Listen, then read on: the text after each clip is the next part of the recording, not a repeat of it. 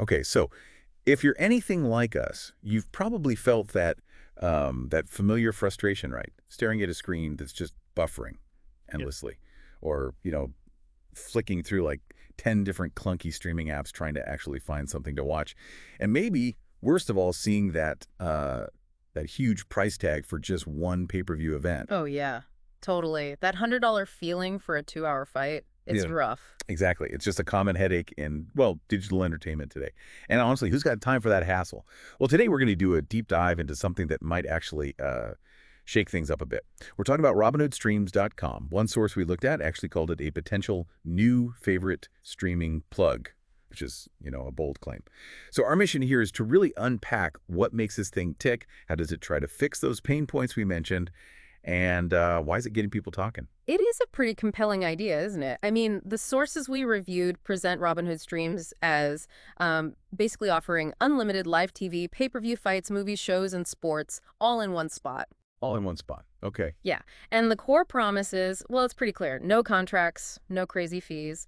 They frame it as just vibes and value. It's positioned almost like not just another service, but a movement, something built for the culture, designed for the people. Right. Designed for the people. Uh-huh. That's interesting framing. And that's really where our deep dive kicks off, isn't it? Because, when something promises pretty much everything for way less money, Yeah, it makes you wonder. it definitely piques your curiosity. So our goal is to peel back the layers, pull out the really important bits of insight from the sources we've looked at, and help you understand how this platform is actually trying to change the game in digital entertainment. We kind of want to give you a shortcut to being well-informed about this whole model, even if maybe at first glance it sounds, well, maybe a little too good to be true. Hmm. Yeah, that's always the question with these things. So let's get into it.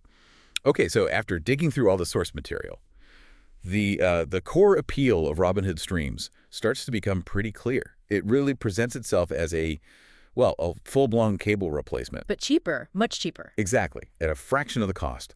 The sources kept highlighting what they called a massive content library. Hmm. We're talking over 1,000 live channels. From all over, really. Yeah, US, UK, Canada. Right. Major networks, sports like NFL, NBA, USC News, lifestyle stuff, basically everything. A huge range. And then beyond the live TV, there are these 247 movie channels and series on demand. So like whole libraries for binge watching. Mm-hmm. And crucially, that pay-per-view access, getting those big events without the typical $80 plus hit to your wallet. Yeah, that's a big draw for a lot of people. Definitely. But okay, what's the actual mechanism here? How can they possibly offer so much content for, well, such a low price? It seems almost impossible based on the usual model. Right.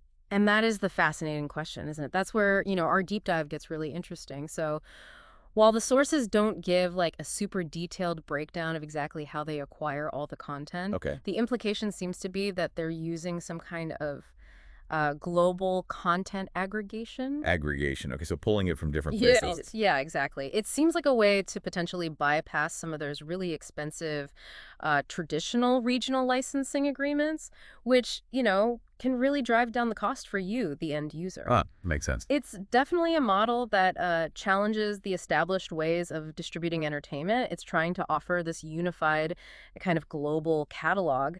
And that approach seems key to understanding how they can claim to have such a massive library without those, well, prohibitive costs we normally see. Okay, so it's like a workaround almost. A different path to get the content delivered, trying to sidestep the old expensive structures. Now, beyond just what they offer, the content itself, our sources really seem to emphasize the practical side, the user experience. How does it actually stack up? Is it easy for someone to just pick up and use without getting frustrated? Yeah, absolutely. That seems to be a major focus for them. The sources highlight multiple device compatibility, which is important, right? It means it's not some like obscure setup. Right, not just for tech nerds. Exactly. Mhm. It's designed for, your Firestick, your smart TV, Android phones, iPhones, pretty much everything people use. They also really emphasize a user-friendly setup. They promise you can be streaming in just minutes with like step-by-step guides. Okay, that's good. Ease of use is critical. Totally. Well, If it's complicated, people just won't bother. Doesn't matter how cheap it is. And what's also interesting is the promise about how it runs. It's described as fast, stable, and backed by responsive support. fast and stable is a big claim in streaming. It is. And when you think about the sheer amount of content they offer, and they promise no buffering, well, that points towards a pretty robust infrastructure underneath it all, probably using something like a distributed content delivery network, a CDN. Wrote to get the content closer to the user, reduce lag. Exactly, to make sure it's delivered efficiently, minimal latency. They seem to be really trying to build trust here, especially since reliability can be such a huge pain point with some other lower cost options out So there. it's not just about the content, but really focusing on the how, Right. delivering it reliably, which, Yeah. yeah, is often missing when you're looking at value-focused streaming. Mm-hmm. It sounds like they've genuinely tried to think about the whole picture, Mm-hmm. from the library itself right down to the technical stuff, making it work smoothly. Precisely. And actually, to add to that, the sources mention a few other valuable little extras, things that kind of round out the experience. Oh, yeah. Like what? Well, a built-in EPG, that's your electronic program guide, makes finding channels way easier, more like traditional TV in a good way. Okay, yeah, that's useful. No one wants to scroll endlessly. Right. And they also offer multiple connections, which is a huge plus for like families or if you have roommates. Means you're not constantly fighting over who gets to watch what on which device. Ah, that's a big one. Always a source of conflict. Totally. Plus, they mentioned custom app integrations, which suggests maybe a more tailored experience than just some generic streaming app. Hmm. All these little details, they really add up and contribute to that whole smart value idea they're pushing. Gotcha.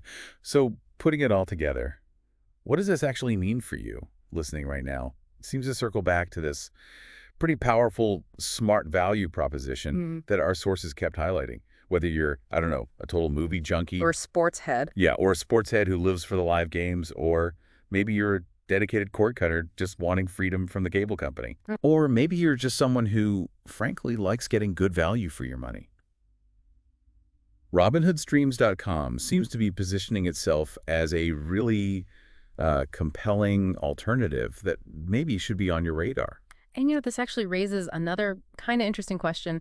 It goes a bit beyond just watching shows and movies. Oh, how so? Well, our sources also point out that Robinhood Streams offers a reseller program. A reseller program, okay. Yeah, so this isn't just about consumption. It apparently allows users to, and I'm quoting here, turn your stream into a stream of income.